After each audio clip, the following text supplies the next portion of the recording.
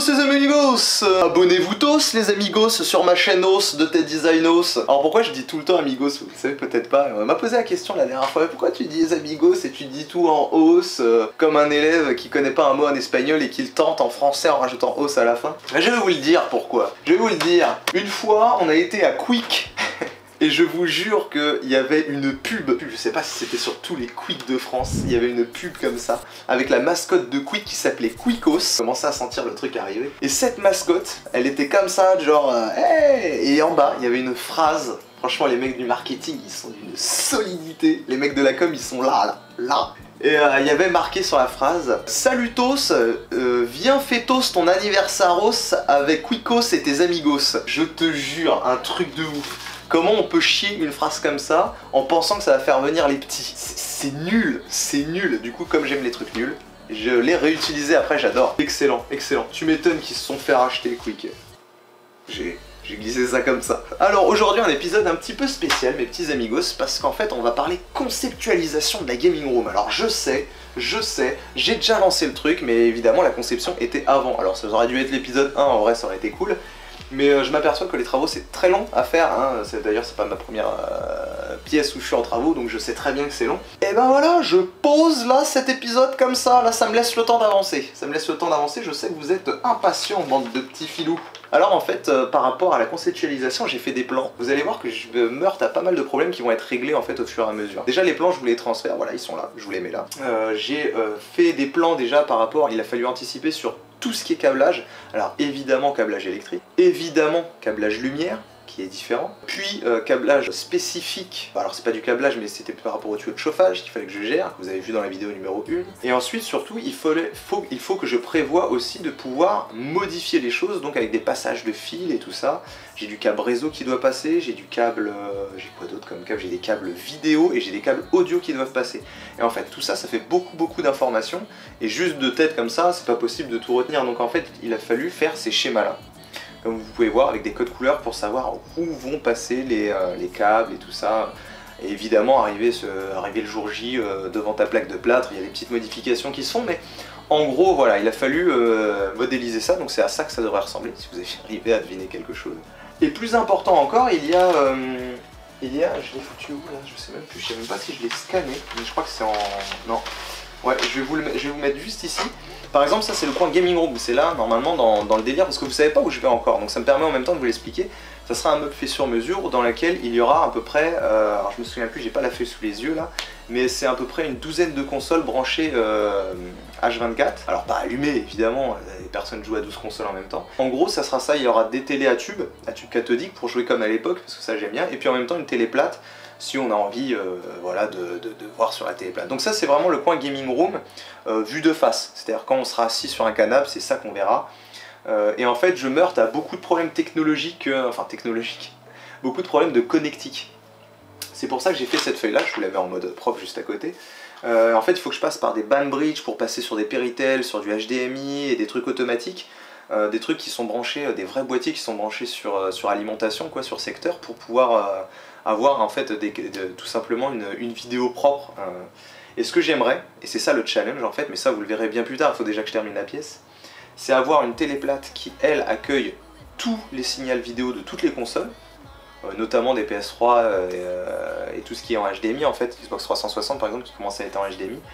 Et les deux télés à tube vont, elles, se séparer le travail. Toutes les consoles de gauche pourront aller sur la télé à tube de gauche, et toutes les consoles de droite pourront aller sur la télé à tube de droite. Donc je me suis fait comme ça des petits schémas. Donc ça c'est pour le coin plutôt rétro gaming. Vous allez voir, je vais même faire une table au milieu plutôt sympa sur laquelle je vais pouvoir placer, j'espère, une cinquantaine de manettes, mais en mode présentoir propre et puis pas trop en évidence. Il va y avoir les meubles sur lesquels je vais devoir poser. Normalement j'ai tout un pan de mur.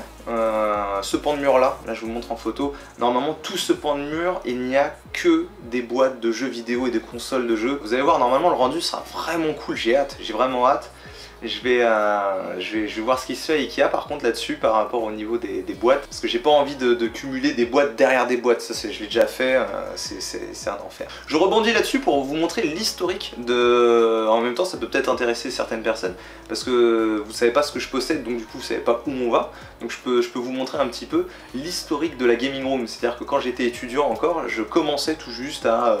j'avais mes consoles évidemment à moi, à l'ancienne, auxquelles je joue encore, et puis je commençais à cumuler un petit peu de matériel vidéoludique, donc du coup j'ai toutes ces consoles qui sont arrivées comme ça, et puis au fur et à mesure, et puis ça a donné ça, voilà, c'était un petit appart, un petit 24 mètres carrés, je dormais dans la même chambre que mes consoles, et puis au fur et à mesure évidemment j'ai eu mon concours de prof de PS, donc j'ai déménagé une première fois, donc là c'est devenu ceci.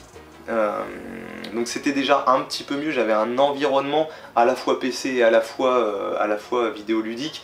C'était vraiment cool, je tournais le siège là qui est là, clac, tac, je passais en mode vidéoludique et puis ça jouait, le coin était vraiment cool, ça faisait très entassé, très chargé quand même il faut le dire, mais c'était plutôt sympa, ouais, franchement j'aimais bien ce coin là. Et puis on a redéménagé évidemment, puisque après être stagiaire je suis devenu titulaire de mon poste, et donc on a redéménagé dans un autre appart, je dis on parce que j'étais en coloc avec un pote, je lui fais coucou. Et là cette fois j'avais une chambre de 20 mètres carrés, qui était donc assez grande pour accueillir mon lit, mon bureau et aussi un espace complètement gaming room. Donc voilà à quoi ça ressemblait, je vous mets plusieurs photos qui vont défiler, comme ça vous pourrez voir à quoi ça ressemblait.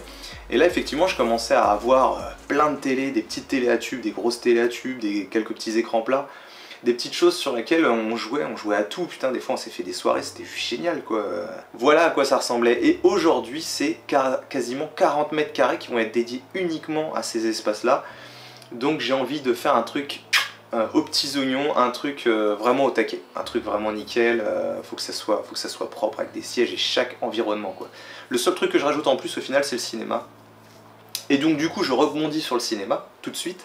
Le cinéma ça va être assez simple, je prévois dans les faux plafonds de passer des câbles audio et vidéo notamment, avec un vidéoprojecteur évidemment, sur un mur blanc évidemment, avec un canapé, une petite table basse toute bête, et puis roule, ça c'est assez facile. J'aimerais juste une table basse pareil sur mesure, je devais devoir la construire, je vous ferai des vidéos là-dessus, qui pourront accueillir en fait tous les supports vidéo qui ont existé. Donc je prévois d'avoir le VHS, le laserdisc, le lecteur DVD, le lecteur Blu-ray, avec les classiques qui existent sur VHS, tous les classiques, hein, des Star Wars, des choses comme ça. Sortez pas vos vieux films pourris, tout pourris sur VHS, que vous avez jeté à la benne sans même avoir une larme.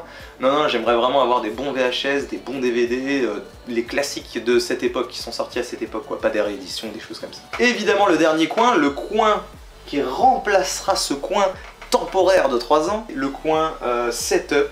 Et là j'ai envie de faire un truc vraiment mais nickel, pas un fil apparent, un truc super propre. J'ai déjà fait, je vous montre, hein, j'ai déjà fait ces plans là pour me dire où passent les câbles, notamment même du coup avec des passages de câbles en dur derrière pour que je puisse changer les câbles, parce que c'est sûr que ça va évoluer, la technologie va évoluer, les câbles vont évoluer, donc un écran qui chie et paf c'est un nouveau câble à changer, donc il faut que je puisse changer ça, et surtout on ne voit pas un câble, vraiment il faut que ça soit top en cable management, il faut que ça soit nickel, un grand plan de travail avec les écrans au mur, et rien sur le plan de travail à part 2-3 bricoles, notamment la tour de PC évidemment, clavier souris et un truc pour le papier et pas plus. Voilà, après tout le reste est libre, je sors la tablette graphique, je la pose dessus, j'ai de la place pour dessiner, j'ai de la place. Je veux vraiment un espace de travail complètement épuré, complètement propre. J'essaie de m'inspirer de ces photos là. Et c'est sur ce genre de truc qu'on va se diriger. J'ai vraiment l'envie d'avoir un gros plan de travail profond et super propre quoi, vraiment le truc nickel, t'arrives, t'as juste envie de te poser devant tellement c'est nickel. Voilà, vous savez tout les amigos, on a revu l'historique, on a revu du coup les objectifs, ce vers quoi je vais, et j'espère vous emmener avec moi dans ce délire jusqu'au bout, jusqu'à la fabrication des meubles, jusqu'à la fabrication là des passages de câbles, pour avoir vraiment un truc mais à la fois sur le rétro gaming, à la fois sur le rétro gaming pardon, à la fois sur le PC, à la fois sur le cinéma. J'espère que cette vidéo vous aura plu. Comme je le redis encore, abonnez-vous à la chaîne si le contenu vous plaît. C'est super important, ça soutient, ça encourage surtout. Et n'hésitez pas à poser vos questions en commentaire. N'hésitez pas à me suivre sur les autres réseaux sociaux, notamment Instagram. Et je vous dis à très vite pour une nouvelle vidéo. Bisous les amigos!